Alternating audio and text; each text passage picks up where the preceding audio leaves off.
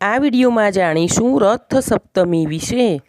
મહાસુદ સાતમના દિવસે રથ સપ્તમી મનાવવામાં આવે છે।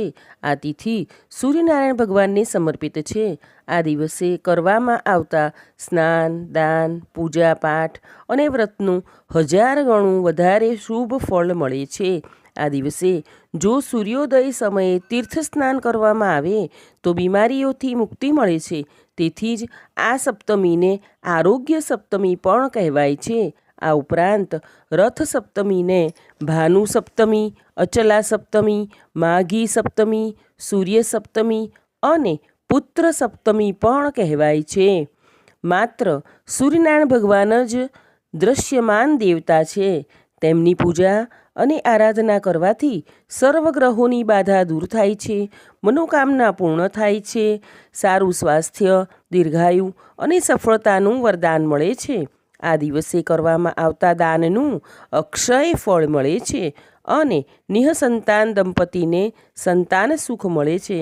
હવે જોઈએ આજે સૂર્યદેવની પૂજા કઈ રીતે કરવી।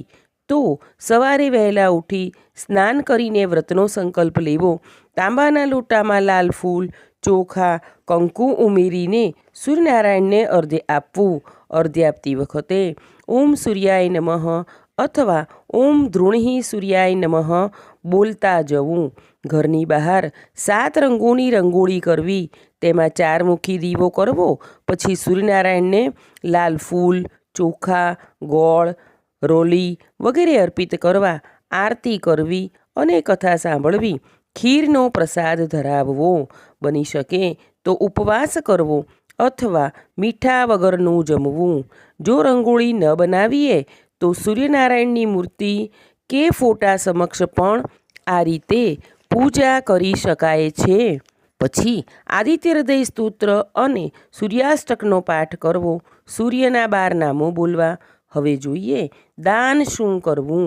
તો આ દિવસે ઘઉં, ગોળ, તલ, લાલ કપડાં અને તાંબાના વાસણોનું દાન કરી શકાય છે। દાન હંમેશા બ્રાહ્મણ અથવા જરૂરિયાતમંદોને જ આપવું।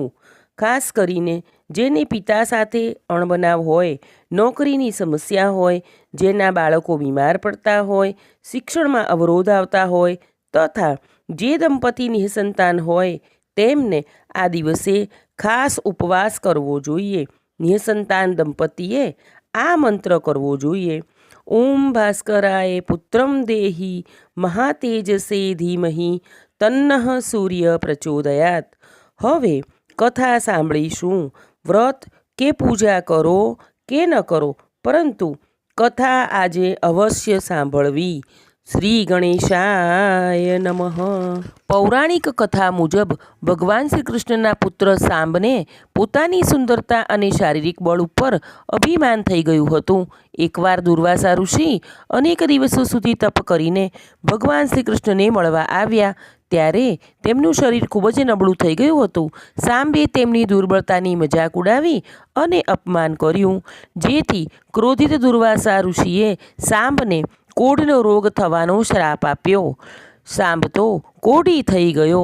તેને હવે પોતાની ભૂલનો અહેસાસ થયો, તેથી તેને શ્રી કૃષ્ણને શ્રાપ મુક્ત થવાનો ઉપાય જણાવવા કહ્યું।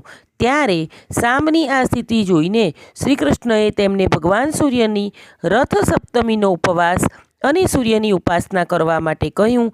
પિતાની આજ્ઞાથી સાંબે ભગવાન સૂર્યની આરાધના કરી, જેનાથી થોડા જ સમયમાં સાંબનો કોઢનો રોગ સારો થઈ ગયો, શ્રાપ મુક્ત થઈ ગયો। તે ફરીથી સુંદર અને સશક્ત બની ગયો। હે સૂર્ય ભગવાન, તમે જેવા સાંબને ફળ્યા તેવા તમારું વ્રત કરનાર, કથા કહેનાર, વાંચનાર તથા સાંભળનાર સૌને ફળજો। સૌનું આરોગ્ય સારું રહેજો। અહીં આ કથા પૂર્ણ થાય છે। બોલો સૂર્યનારાયણ ભગવાનની જય। આમ આ વિડીયોમાં આપણે મહાસુદ સાતમનું મહત્ત્વ, પૂજા, દાન, ઉપવાસ કોને કરવો તથા પુત્ર પ્રાપ્તિ મંત્ર વગેરે જોયા। આશા રાખું છું કે આ વિડીયો આપ સૌને મદદરૂપ થશે। મને સાંભળવા બદલ આપ સૌનો ખૂબ ખૂબ આભાર। આગળના વિડીયો જોવા માટે આપણી આ ચેનલને લાઇક, શેર અને સબસ્ક્રાઈબ કરજો। આપણે સૌ હંમેશા નિરોગી રહીએ તેવી સૂર્યદેવના ચરણોમાં પ્રાર્થના।